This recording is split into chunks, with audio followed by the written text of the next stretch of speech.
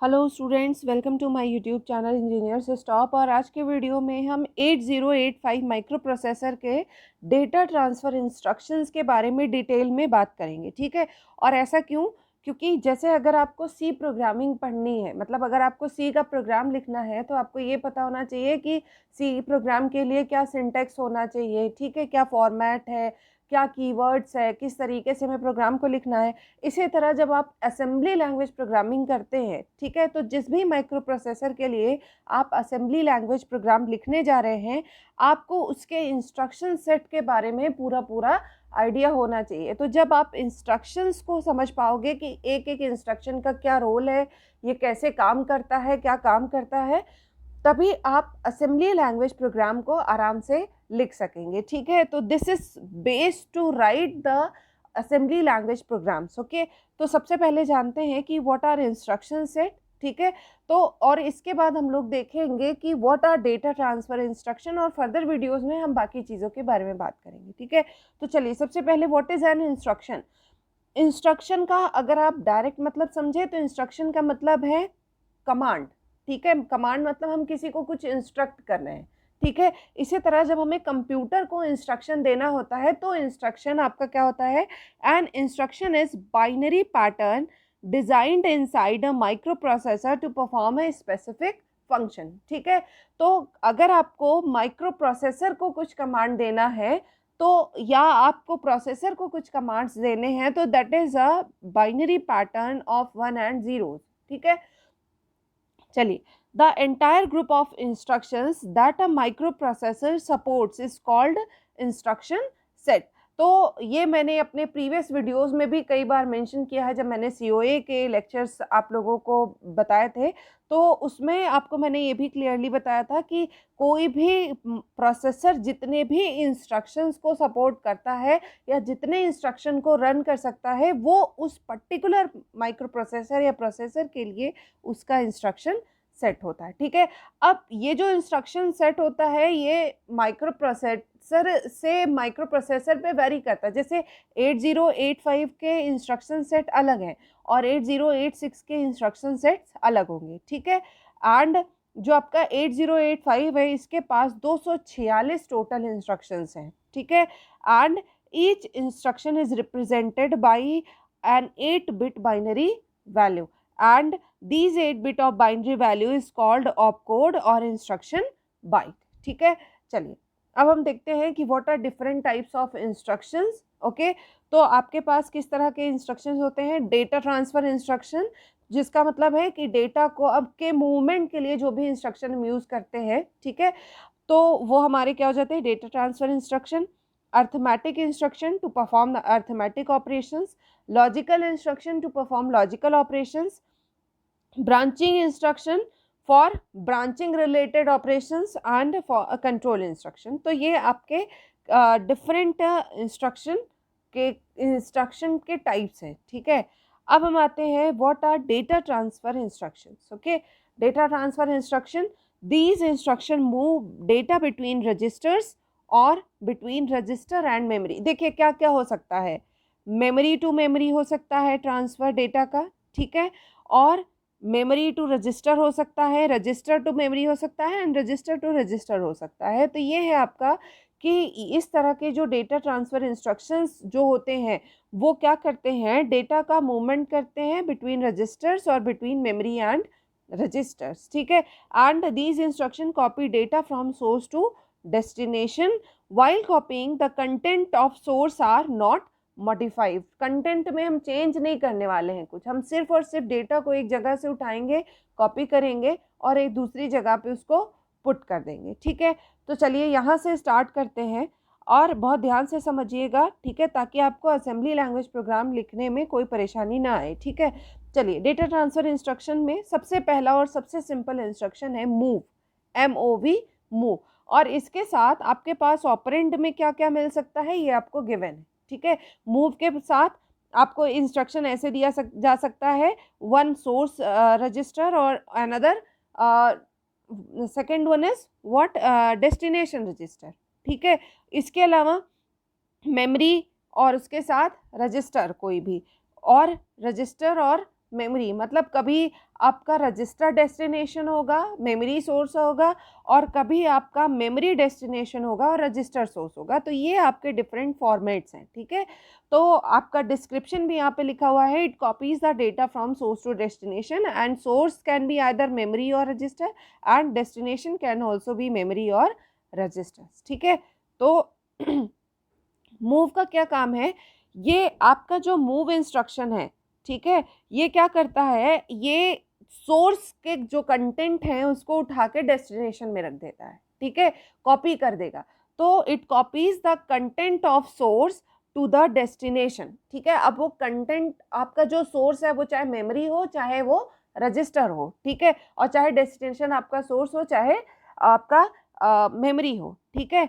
हमेशा इसका काम क्या है, सोर्स से डेटा को उठाना है, उसे डेस्टिनेशन में उठा के रख देना है, ठीक है। एंड जो सोर्स रजिस्टर है या फिर जो सोर्स लोकेशन है या फिर जो मेमोरी है जहाँ से आप डेटा को उठाएंगे, वहाँ पे आप डेटा को कभी भी कोई चेंज नहीं करेंगे। That's why it is written कि content of source register are not altered if one of the operand is a memory location, its location is specified by the contents of HL registers। तो आपके पास अगर ये देखिए, जैसे ये लिखा है M, इसको ध्यान से समझिए, जैसे ये इंस्ट्रक्शन लिखा है move the data between register and memory, M for memory है, ठीक है।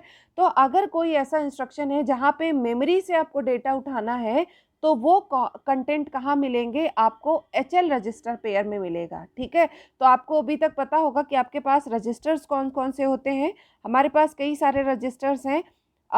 बी ए फॉर एक्यूमुलेटर होता है, उसके बाद आपका आता है B C D E H L, ये सारे आपके जनरल पर्पस रजिस्टर है। इसके बाद आपके पास कुछ स्पेशल रजिस्टर्स होते हैं जैसे प्रोग्राम काउंटर, ठीक है, और इसके अलावा होता है आपका स्टैक पॉइंटर, ठीक है।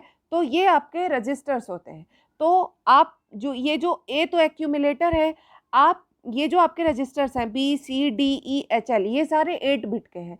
तो जब भी हमें 16 बिट डेटा को स्टोर करना होता है तो हमने रजिस्टर पेयर्स बना के रखे हुए हैं। जैसे रजिस्टर पेयर आपका कौन सा है, एक है बी सी रजिस्टर पेयर, एक है डी ई रजिस्टर पेयर और एक है एच एल रजिस्टर पेयर, ठीक है। तो कंबाइंड डेटा अगर 16 बिट डेटा को स्टोर करना है तो हम रजिस्टर का पेयर बना के 8-8 बिट का पेयर बना तो 16 बिट का डेटा हम स्टोर कर पाएंगे, ठीक है। तो यही हम बात कर रहे थे कि हमारे ये रजिस्टर्स हो गए।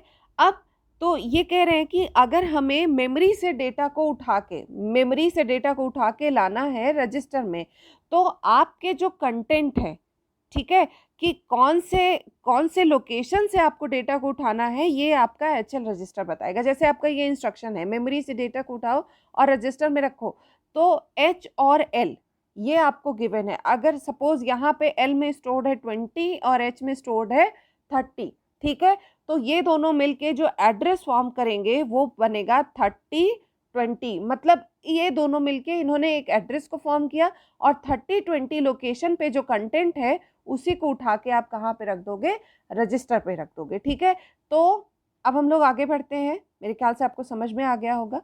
तो एक बार मैं फिर से रिपीट कर देती हूँ वैसे कि अगर आपको कभी भी मेमोरी से डेटा ट्रांसफ़र करना है, ठीक है, तो किस लोकेशन, मेमोरी के किस लोकेशन से डेटा को ट्रांसफ़र किया जाएगा वो आपको कैसे पता चलेगा, वो पता चलेगा with the help of HL register pairs, okay. अब नेक्स्ट हम आते हैं MVI मतलब मूव इमीडिएट 8 बिट डेटा, ठीक है।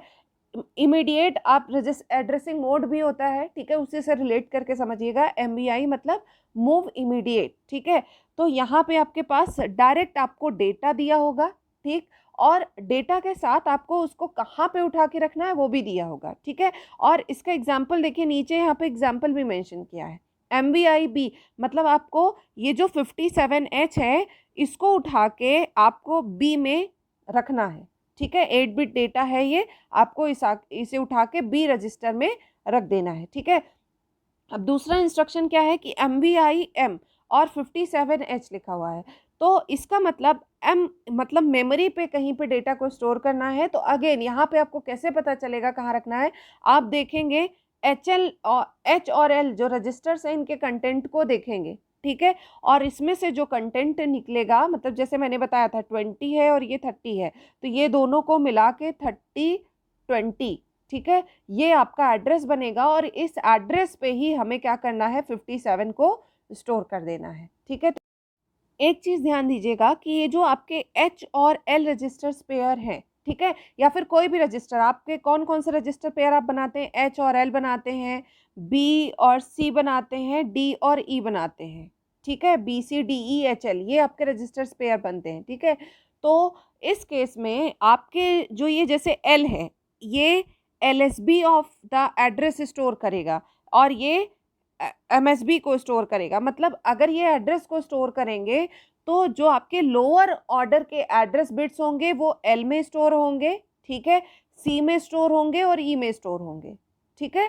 और जो आपके हायर ऑर्डर के एड्रेस बिट्स होंगे या जो हायर ऑर्डर का डेटा होगा, जो भी चीज़ आप स्टोर करेंगे, उसके हायर ऑर्डर बिट्स कहाँ पे, एच बी और डी में स्टोर होगा। इसको आप हमेशा इस पैटर्न को ध्यान रखिएगा, ठीक है। तो इसी तरह हमने क्या देखा कि एम बी आई एम अगर लिखा है तो एम किसी मेमोरी लोकेशन पे जाना है, इसका मतलब आपको एच एल रजिस्टर पेयर के कंटेंट से मेमोरी एड्रेस मिलेगा और उस एड्रेस पे जाके आपको डेटा को कॉपी कर देना है, ठीक है।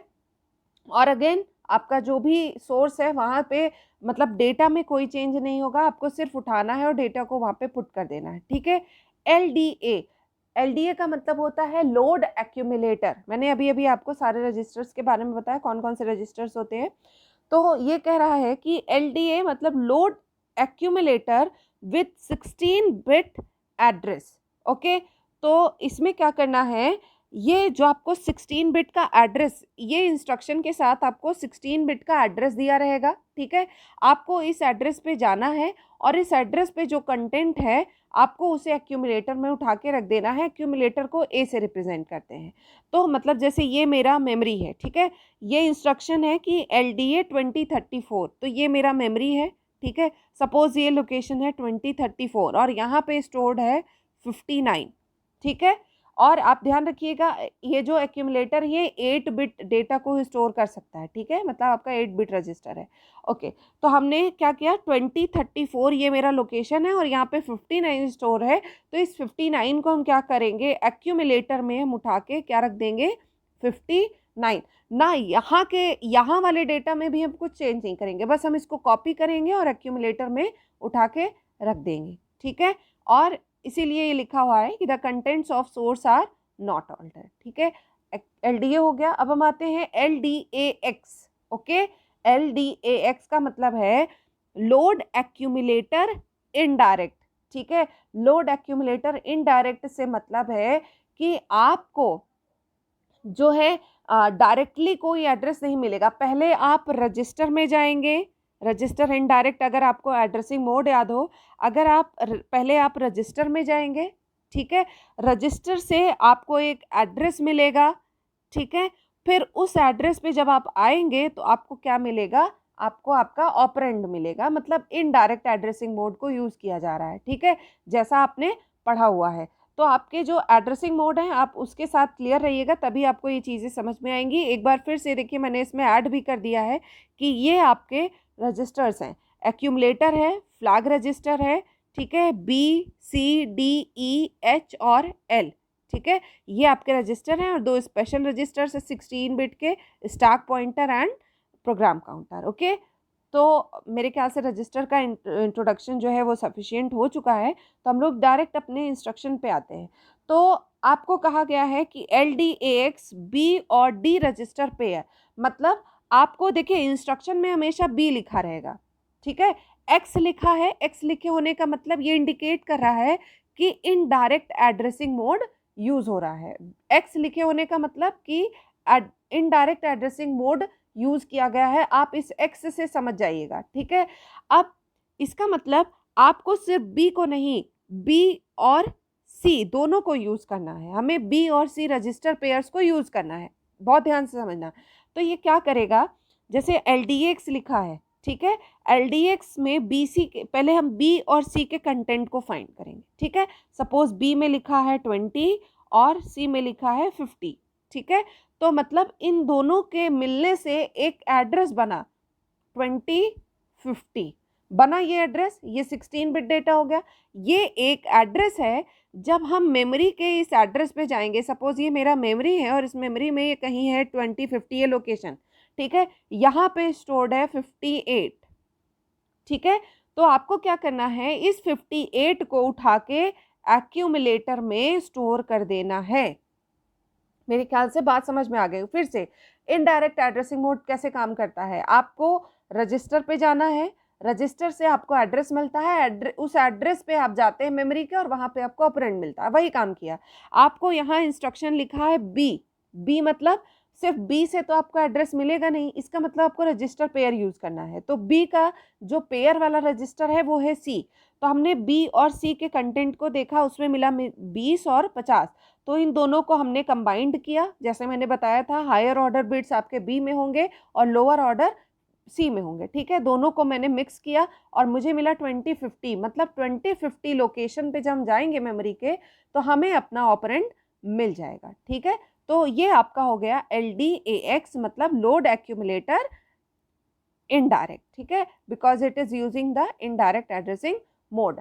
अब LXI, आई मतलब आई जहां पे यूज हुआ, मतलब it is using the immediate addressing mode. आपको ये चीज तुरंत समझ जानी है। X मिला तो इनडायरेक्ट एड्रेसिंग मोड, आई मिला तो इसका मतलब इमीडिएट एड्रेसिंग मोड, ठीक है।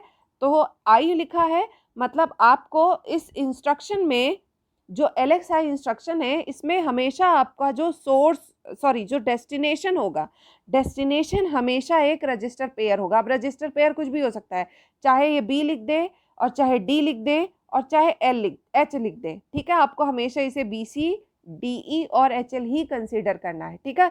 पूरा पूरा नहीं लिखा जाता, हमेशा आपको जो फर्स्ट वाला पार्ट होता है ना वही लिखा जाता है। मतलब जैसे हमारे पास register pair BC DE HL है, तो इंस्ट्रक्शन में दोनों को नहीं लिखा जाएगा, कभी एक को लिखा जाएगा और आपको पहचानना है, आपको समझना है, ठीक है। तो LXI आपको ये ध्यान रखना है कि इसमें जो डेस्टिनेशन होता है वो हमेशा एक रजिस्टर पेयर होगा, ठीक है, और सोर्स एक 16 बिट डेटा होगा, ठीक है।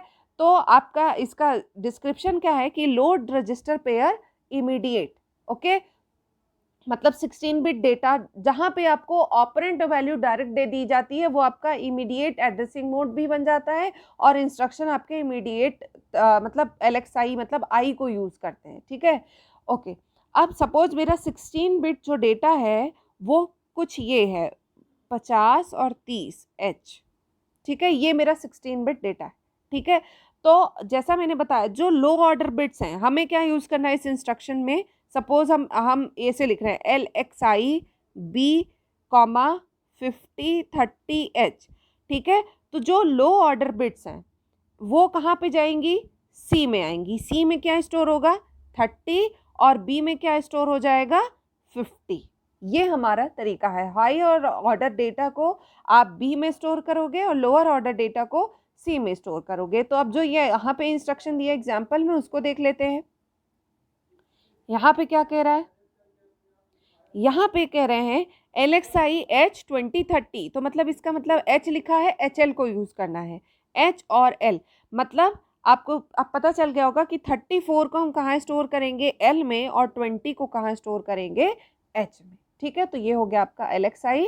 अब LHLD, ठीक है, LHLD का फुल फॉर्म होता है लोड HL रजिस्टर्स डायरेक्ट, ठीक है, लोड HL रजिस्टर्स डायरेक्ट। मतलब डायरेक्ट लिखा है मतलब एक आपको एड्रेस गिवन होगा, डायरेक्ट लिखा है मतलब डायरेक्ट एड्रेसिंग मोड है, उसको ध्यान से समझिएगा, ठीक है। डायरेक्ट लिखा है मतलब डायरेक्ट एड्रेसिंग मोड है और डायरेक्ट एड्रेसिंग मोड है इसका मतलब आपको मेमोरी लोकेशन डायरेक्टली गिवन है और जब इस मेमोरी लोकेशन पे आप जाएंगे तो आपको क्या मिल जाएगा, डेटा मिल जाएगा, ठीक है। तो चलिए, this instruction copies the contents of memory location pointed by 16-bit address into register L। अब इसको थोड़ा सा समझने की ज़रूरत है। सपोज आप इस एग्जाम्पल को ध्यान से समझिए, ठीक है। पहली चीज़, आपके पास जो ऑपरेंड की जगह पे एक 16 बिट एड्रेस दिया होगा जो आपको यहाँ पे दे दिया गया है। अब इन्होंने कहा कि हमें H और L रजिस्टर पेयर को लोड करना है, ठीक है। लेकिन यहाँ पे चलो, यहाँ पे मेरे पास एक H रजिस्टर है और एक L रजिस्टर है, दोनों रजिस्टर्स हैं, ठीक है। हम यहाँ मेमोरी लोकेशन पे आए, ये मेरा मेमोरी है, सपोज यहाँ पे ये मेरा 2040 ये है, 2041 ये, 2042 ऐसा करके है, ठीक है। यहाँ पे मेरा 50 स्टोर्ड है, यहाँ पे 20 स्टोर्ड है, यहाँ 21 स्टोर्ड है, हम अब अज्यूम कर रहे हैं, ठीक है, कुछ भी हो सकता है। तो आपको क्या करना है, 2040 आपको लोकेशन गिवन है, ठीक है। तो 2040 लोकेशन के कंटेंट को आप एल में स्टोर करोगे। कहाँ स्टोर करोगे? एल में। मतलब 2040 लोकेशन पे क्या है? 50। एल में क्या स्टोर हो जाएगा? 50। एल में स्टोर हुआ 50। लेकिन हमें तो दोनों को लोड करना है ना, इन्होंने कहा load H L register direct, ठीक है, दोनों को लोड करना। इसका मतलब एच में क्या आएगा? नेक्स्ट लोकेशन पे हम आएंगे, मतलब नेक्स्ट लोकेशन हमारा 2041। इस लोकेशन पे जो कंटेंट है वो है 20, मतलब ये कहाँ स्टोर हो जाएगा? एच में स्टोर हो जाएगा, और ये आपका आप H L register pair load हो गया। तो हमेशा ध्यान रखिए, एक एड्रेस गिवन है लेकिन आपको कहा गया है एच और एल दोनों को लोड करना है। तो क्योंकि ये तो 8 बिट डेटा को स्टोर करेगा ना, तो किसी भी एड्रेस पे 8 बिट ही डेटा स्टोर होगा। तो आप पहले जो एड्रेस गिवन है उस एड्रेस के कंटेंट को आप एल में स्टोर करोगे, ठीक है। और उसके बाद जो नेक्स्ट लोकेशन है, इमीडिएट नेक्स्ट लोकेशन के कंटेंट को आप एच में स्टोर करेंगे। दिस इज योर LHLD, ठीक है। आपका जो ये HL रजिस्टर पेयर है ये बहुत इंपॉर्टेंट है। तो कहीं पे भी अगर आपको M लिखा है, डायरेक्टली HL नहीं लिखा है, सिर्फ M लिख के छोड़ दिया गया है, तो आपको बाय डिफ़ॉल्ट समझ जाना है कि इसका मतलब HL रजिस्टर पेयर की बात हो रही है, ठीक है। एंड जैसा कि मैंने अभी बताया कि जो लोकेशन आप जो एड्रेस दिया हुआ है उस एड्रेस के कंटेंट को L में स्टोर करेंगे, और जो नेक्स्ट मेमोरी लोकेशन है उसके कंटेंट को आप रजिस्टर H में स्टोर करेंगे, ठीक है। चलिए अब हम आते हैं स्टोर वाले वर्जन पे। अभी हम लोड वाला वर्जन देख रहे थे ना, अभी तक लोड वाला देख रहे थे, अब हम लोग देखेंगे कि स्टोर वाले में क्या काम होगा। तो स्टोर वाला वर्जन देखते हैं भाई। तो इसमें सबसे पहले आता है STA। STA का मतलब है कि स्टोर द एक्यूमुलेटर डायरेक्ट, मतलब अब उल्टा चलेगा। पहले क्या कर रहे थे, आपका जो सोर्स था है ना वो कुछ और हुआ करता था, और डेस्टिनेशन आपका एक्यूमुलेटर चल रहा था, ठीक है। डेस्टिनेशन आपका एक्यूमुलेटर था। अब क्या है, अब उल्टा चलेंगे। अब यहाँ पे जो ऑपरेंड में जो दिया होगा, जहाँ पे स्टोर की बात होगी, जो ऑपरेंड में दिया होगा वो आपका डेस्टिनेशन होगा, ठीक है। तो इसका मतलब कि अब हमें क्या करना है, एक्यूमुलेटर के कंटेंट को उठाना है, और ये जो 16 बिट एड्रेस दिया हुआ है इसके कंटेंट, एक्यूमुलेटर के कंटेंट को इस एड्रेस पे ले जाके स्टोर कर देना है, ठीक है। तो जैसे लिखा है STA 2500, मतलब अगर एक्यूमुलेटर में 50 स्टोर्ड है तो 2500 लोकेशन पे, मतलब मेमोरी में जहाँ कहीं पे भी 2500 होगा वहाँ पे हम ले जाके 50 को स्टोर कर देंगे, ठीक है। So the contents of accumulator are copied into the memory location specified by the operand. Next आते हैं STAX, मतलब store accumulator indirect, बोले तो indirect addressing mode is being used, okay। Register pair, अब आपके पास n नंबर ऑफ ऑप्शन है, आपको B दे सकता है, D दे सकता है और H दे सकता है, ठीक है। और इसका मतलब B लिखा है मतलब BC, D लिखा होगा तो मतलब DE, और H लिखा होगा तो HL, आपको समझ जाना है, ठीक। अब क्या करना है, एक्यूमुलेटर के कंटेंट को आपको जो ये B रजिस्टर है, मतलब BE रजिस्टर पेयर में जो एड्रेस, जो इससे जो एड्रेस मिलेगा उस एड्रेस पे जाके स्टोर करना है। मुझे एग्जांपल लेने दो तब बेहतर समझ में आएगा। सपोज B में मेरे पास डेटा है 50, ठीक है, और जो C रजिस्टर है वहाँ पे डेटा है 30, ठीक। तो इसका मतलब जब हम इन दोनों को मिलाएंगे तो एड्रेस क्या फॉर्म होगा, एड्रेस बनेगा हमारा 50-30, 50-30, ठीक है। और अब हम जाएंगे, हमें एड्रेस मिल गया, अब हम इस लोकेशन पे आएंगे 50-30 लोकेशन, सपोज यहाँ पे है, तो यहाँ पे हम क्या करेंगे, जो एक्यूमुलेटर में सपोज हमारे 70 था, ठीक है। अगर एक्यूमुलेटर में जो भी डेटा होगा, हम ये नहीं कह रहे 70 होगा, जो भी डेटा होगा हम उसको इसी एड्रेस पे लाके स्टोर करेंगे जो हमें किसकी वजह से मिला है, जो हमें बीसी रजिस्टर पेयर के कंटेंट को देखने से मिला है, ठीक है, कंटेंट्स को ज्वाइन करने से मिला है। उसी एड्रेस पे हम जाके इस एक्यूमुलेटर के कंटेंट को स्टोर कर देंगे। तो ये हुआ हमारा आपका STAX इंस्ट्रक्शन, ठीक है। आगे आते हैं SHLD, जैसे हमने LHLD पढ़ा था, लोड HL रजिस्टर पेयर, है ना, वैसे अब क्या कह रहा है SHLD, मतलब अब जो HL रजिस्टर पेयर के कंटेंट है उसे उस एड्रेस पे स्टोर करना है, ठीक है। Now this is your destination, ये डेस्टिनेशन है। पहले ये इधर वाला डेस्टिनेशन हुआ करता था, अब जब हम ये S वाले साइड पे आ गए हैं, SHLD, STA और जो अभी प्रीवियसली देखा है STAX, यहाँ पे अब हमारा क्या हो गया है, अब हम ये ऑपरेंड वाला पार्ट ये डेस्टिनेशन बन गया है, ठीक। इसका मतलब क्या है कि H और L रजिस्टर पेयर के जो कंटेंट हैं उसको मुझे 16 बिट एड्रेस पे लेके जाके स्टोर कर देना है। लेकिन अब कहानी वही है कि भाई दो रजिस्टर है, H भी है और L में है, दोनों में कुछ कुछ कंटेंट है, सपोज 50 और 50 दोनों में स्टोर्ड है, ठीक है। तो ये एक एड्रेस पे तो स्टोर हो नहीं सकता, एक 16 बिट एड्रेस पे हो नहीं सकता स्टोर। जैसे ये एग्जांपल में दिया है 25-50 लोकेशन, यहाँ पे हम L के कंटेंट को स्टोर करेंगे, ठीक है। जो एड्रेस आपको इंस्ट्रक्शन के साथ गिवन होगा वहाँ पे हम L के कंटेंट को स्टोर करेंगे, मतलब हमने 50 को स्टोर कर दिया, ठीक है।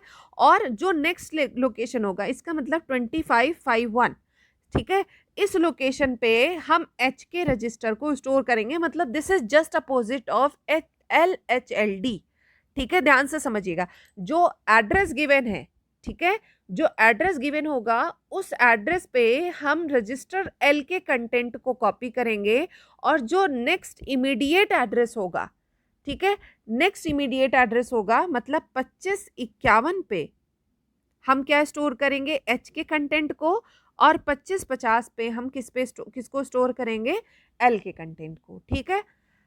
ओके, अब हम आ गए हैं एक्सचेंज इंस्ट्रक्शन पे। नाम से ही पता चल रहा है एक्सचेंज को शॉर्ट फॉर्म में लिखा है XCHG, एक्सचेंज, ठीक है। इसके साथ आपको कोई ऑपरेंड नहीं दिया होगा, ठीक है।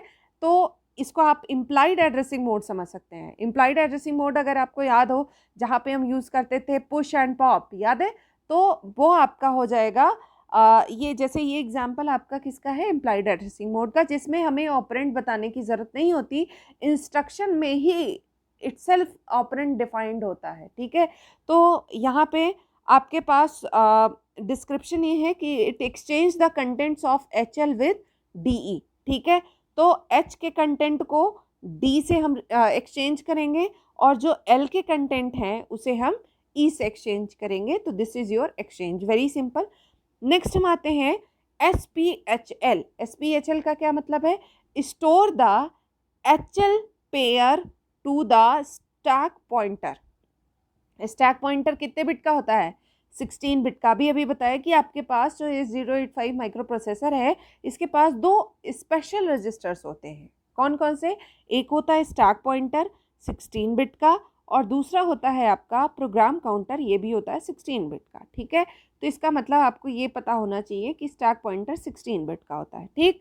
तो ये कह रहे हैं कि SPHL मतलब store the HL pair to stack pointer. तो आपको हमेशा वही फॉलो करना है, H और L में कंटेंट है, ठीक है, ये आपके HL pair to the stack pointer, okay. तो ये 16 बिट का है, मतलब स्टैक पॉइंटर को 16 बिट का डेटा चाहिए, H और L में 8 बिट का डेटा है। तो इनके डेटा को दोनों को मिला के, सपोज यहाँ पे 20 है और यहाँ पे 30 है, तो अगर ये स्टैक पॉइंटर है तो इन दोनों को हम उठा के कहाँ पे रख देंगे, स्टैक पॉइंटर में रख देंगे। तो यही काम आपको करना है, ठीक है। बस आपको ये ध्यान रखना है कि जो L के कंटेंट हैं वो लोअर ऑर्डर डेटा या एड्रेस बनाएंगे, और जो H के कंटेंट हैं वो हायर ऑर्डर डेटा या एड्रेस को फॉर्म करेंगे, ठीक है। अब नेक्स्ट वन इज XTHL, मतलब exchange the HL with top of stack, ठीक है, exchange the HL with top of stack. तो इसका मतलब स्टैक जो आपका स्टैक टॉप होता है वो किसको पॉइंट करता है? जो अभी स्टैक का कंसेप्ट क्लियर होना चाहिए, मतलब जो रिसेंटली डेटा इंसर्ट किया गया है या लेटेस्ट जो डेटा आया है अभी, वो स्टैक पॉइंटर आपका पॉइंट करता रहता है, स्टैक टॉप, है ना। तो आपको क्या कह रहा है कि आपको क्या करना है, एक्सचेंज करना है HL रजिस्टर को टॉप ऑफ स्टैक से, ठीक है। तो the contents of L register are exchange with the location pointed by the contents of stack pointer, है ना भाई। स्टैक टॉप को कौन बताता है? स्टैक पॉइंटर ही तो बताता है, ठीक है। तो स्टैक पॉइंटर किसको पॉइंट करता रहता है? आपके टॉप को। और जब आप इसको कह रहे हैं कि HL से इस एक्सचेंज करना है, तो आप जो स्टैक पॉइंटर जिसको पॉइंट कर रहा है उस लोकेशन के कंटेंट को आप L से एक्सचेंज करिए, ठीक है। लोअर ऑर्डर पे पहले काम करते हैं, ठीक है। और उसके बाद हम स्टैक पॉइंटर को +1 से इंक्रीज करेंगे, और जो कंटेंट अब आएगा, ठीक है, उस कंटेंट को हम कहाँ पे रखेंगे? H रजिस्टर में स्टोर करेंगे। तो आप कंफ्यूज मत होइएगा कि मैम ऐसा तो नहीं होता हमारे पास, जब हम कुछ इंसर्ट करते हैं तब हमारा डेटा क्या होता है, बढ़ता है, घटता है, जो भी आप सोच रहे हो। तो समझिए कि आप यहाँ पे कौन सा स्टैक यूज़ कर रहे हैं, मेमोरी स्टैक। इस डिस्क्रिप्शन के अकॉर्डिंग अगर जैसे ये अगर लिखा होता है SP-1 तो आप समझते हैं कि रजिस्टर स्टैक यूज़ हो रहा है, ठीक है। और जो आपका मेमोरी स्टैक होता है वो रजिस्टर स्टैक के अपोजिट में काम करता है। इसको एक बार रिकॉल करिएगा, register stack and memory stack पे मेरा एक लेक्चर है, आप उसको प्रेफर कर सकते हैं, ठीक है। तो वहाँ से चीज़ें क्लियर हो जाएंगी। फिलहाल यहाँ के लिए आप ये समझिए कि यहाँ पे हम ये मान के चल रहे हैं I am using the memory stack, ठीक है। मेमोरी स्टैक के केस में यही काम किया जाएगा, ठीक है। पहले जो पॉइंटर, जो लोकेशन को स्टैक पॉइंटर पॉइंट कर रहा है, उस लोकेशन के कंटेंट को हम L में स्टोर करेंगे, और स्टैक पॉइंटर +1 वाले लोकेशन के कंटेंट को हम H में स्टोर करेंगे, ठीक है। तो ये आपका XTHL है। Again this is employed addressing mode, जिसमें आपका जो डेटा है या ऑपरेंड है, सारी चीज़ें इंस्ट्रक्शन के अंदर ही स्पेसिफाइड है, ठीक है। नेक्स्ट वन इज PCHL, तो load program counter with HL register pair contents, ठीक है। तो प्रोग्राम काउंटर आपका 16 बिट का होता है, ठीक है। तो वही तरीका है, मतलब H और L के कंटेंट को निकाला, सपोज यहाँ पे मिला 30, यहाँ पे मिला 50, और L आपका लोअर ऑर्डर एड्रेस को फॉर्म करेगा और H आपका हायर ऑर्डर एड्रेस को फॉर्म करेगा। मतलब प्रोग्राम काउंटर में आप स्टोर करेंगे 30, 50 टुगेदर। क्यों? प्रोग्राम काउंटर आपका 16 बिट का होता है, और आप हमेशा ध्यान रखिएगा कि प्रोग्राम काउंटर सिर्फ और सिर्फ एड्रेस को कंटेंट करता है। मतलब जो कुछ भी आके प्रोग्राम काउंटर में स्टोर हो गया वो आपका एक एड्रेस है, ठीक है। तो ये हुआ हमारा PCHL, ठीक है। आप इसको यहाँ पे रीड भी कर सकते हैं। Contents of register H and L are copied into the program counter and H are placed as higher order byte and L content of L as low order byte, ठीक है। तो ये भी आपका इम्प्लाइड का ही एग्जाम्पल है PCHL, ठीक है। तो आप एक एक को, जैसे मैं बता रही हूँ ना, देखिए आप, मैंने इसे एड्रेसिंग मोड से रिलेट कर दिया है, तो आपको एड्रेसिंग मोड पहले से पता है, तो आप कहीं ना कहीं आइडिया को समझ जाएंगे कि हाँ क्या हो रहा है, ठीक है। अब this is push with register pair, ठीक है, एंड ऑपरेंड आपका यहाँ पर रजिस्टर पेयर है, एंड एक आपका होगा पॉप, ठीक है। तो रजिस्टर पेयर क्या कर रहा है, पुश क्या कर रहा है, push register pair into the stack. मतलब जो भी कंटेंट है आपके रजिस्टर पेयर में, उसको उठा के कहाँ पे रख देना है, पुश पे रख देना है, मतलब सॉरी स्टैक में रख देना है, सॉरी वेरी सॉरी। जो भी कंटेंट है रजिस्टर पेयर के, उसको हमें उठा के स्टैक में रख देना है, ठीक है। तो SP is decremented and the contents of higher order register are copied into stack, मतलब B, D, H और A, ठीक है। Okay, SP is again decremented and the contents of low order register are copied into stack. For example, push B, मतलब B and C, ठीक है। B लिखा है, मतलब आपको क्या करना है, BC रजिस्टर पेयर के कंटेंट्स को उठा के यहाँ पे स्टैक में रख देना है, पुश में नहीं रखना है, sorry for that. Pop again the contents of top of stack are copied into the register pair, ठीक है। मतलब pop the stack to register pair, जो भी कुछ हम पॉप करेंगे वो हम कहाँ पे ले जाके स्टोर करेंगे, रजिस्टर पेयर में। तो contents of location pointed out by stack pointer are copy to the low order register and then stack pointer is incremented and the contents of location are copied to the higher order register B, D, H and A। और इसको आप ध्यान रखिएगा कि हाँ, very important point कि हम memory stack use कर रहे हैं। अगर आप इसको रजिस्टर स्टैक से रिलेट करके चलोगे तो आप कंफ्यूज हो जाओगे। ओके, आपको कंफ्यूज नहीं होना है। हम ये जो जितने भी स्टैक रिलेटेड इंस्ट्रक्शन देख रहे हैं, ठीक है, इन सब में हम क्या कर रहे हैं, हम इसमें बात कर रहे हैं कि employed address, sorry not employed, we are using the memory address, memory stack is being used. Okay, and out, अब थोड़ा सा जो इनपुट आउटपुट ऑपरेशन के लिए आप आउट इंस्ट्रक्शन को यूज़ करते हैं और ये क्या करेगा, आउट के साथ आपको 8 बिट पोर्ट एड्रेस गिवन होगा। It will copy the data from accumulator to a port with 8 bit address, ठीक है। एक्यूमुलेटर के कंटेंट को आप एक इनपुट आउटपुट पोर्ट जो यहाँ पे डिफाइंड होगा वहाँ पे उठा के रख देंगे, ठीक है। और इसी तरह आपका एक इन है, इन क्या करेगा, ये जो 8 बिट पोर्ट एड्रेस पे जो भी कंटेंट होगा उसको ये उठाएगा और एक्यूमुलेटर में उठा के रख देगा। तो एक्यूमुलेटर डायरेक्टली आपको समझ जाना है, ये यहाँ पे डिफाइंड नहीं है, डिफाइन नहीं किया जाएगा। आपको समझ जाना है कि अगर यहाँ पे, और वैसे भी कोई भी इंस्ट्रक्शन जहाँ पे आपको डायरेक्टली कोई कुछ ना बताया गया हो इंस्ट्रक्शन के बारे में, वहाँ पे आपको एक्यूमुलेटर ही यूज़ करना होता है, ठीक है। जैसे आपको कह दिया गया ऐड, ये तो ये अर्थमेटिक ऑपरेशंस का है, फिर भी मैं एक एग्जांपल, ऐड बी लिख दिया गया।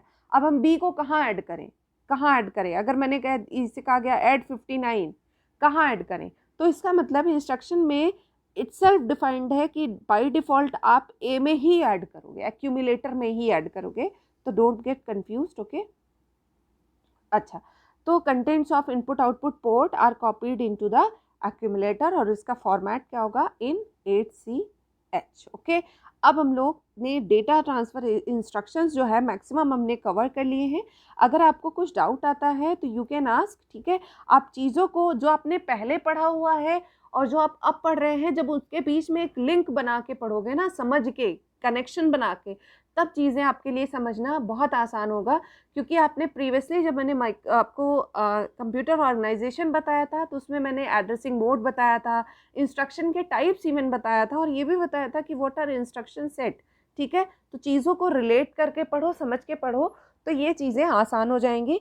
Thank you guys, thank you for watching. अगर आपको कोई परेशानी हो, कोई डाउट हो तो आप कमेंट करके पूछ सकते हैं, या फिर टेलीग्राम पे मेरा एक चैनल है, इसी चैनल के नाम से, इंजीनियर स्टॉप के नाम से, डाउट या डिस्कशन करने के लिए आप उसे ज्वाइन कर सकते हैं। लेक्चर रिलेटेड नोट्स वगैरह चाहिए तो उसके लिए भी आप मेरा टेलीग्राम वाला चैनल ज्वाइन कर सकते हैं। Thank you guys, thank you for watching. Stay home, stay safe, अपना भी ध्यान रखिए और फैमिली का भी। Bye bye, take care, bless you.